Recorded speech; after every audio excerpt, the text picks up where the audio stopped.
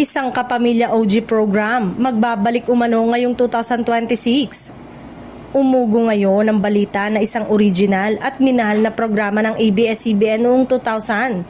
Ang umano'y planong ibalik sa ere ngayong 2026. Ang nasabing show ay kilala sa matapang ngunit makabuluhang pagtalakay ng iba't ibang isyu sa lipunan. Mula sa personal na karanasan ng kabataan hanggang sa mas malalim na usaping panlipunan na humuhubog sa kanilang pananaw at pagkatao. Noon, nagsilbi itong bukas na plataporma kung saan malayang na ipapahayag ng mga kabataan ang kanilang opinyon, saloobin at boses tungkol sa mga nangyayari sa kanilang paligid. Hindi ito basta palabas lamang kundi isang salamin ng realidad ng kabataang Pinoy sa panahong yon, tapat, totoo at walang takot magsalita. Dahil sa kakaibang konsepto nito, minahal at sinubaybayan ang programa ng maraming manonood, lalo na ng mga kabataan.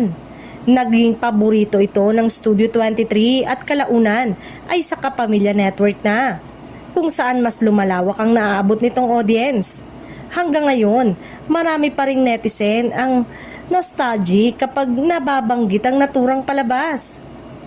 Kung tuluyang matutuloy ang pagbabalik nito, inaasang bibigyan ito ng makabagong anyo upang umangkop sa bagong henerasyon, mas eksklusibo, mas napapanahon at mas konektado sa digital na mundo.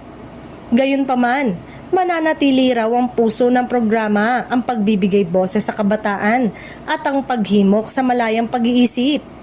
Sa ngayon, wala pang kumpirmasyon kung sino ang posibleng maging host o mga personalidad na mamumuno sa pagbabalik nito.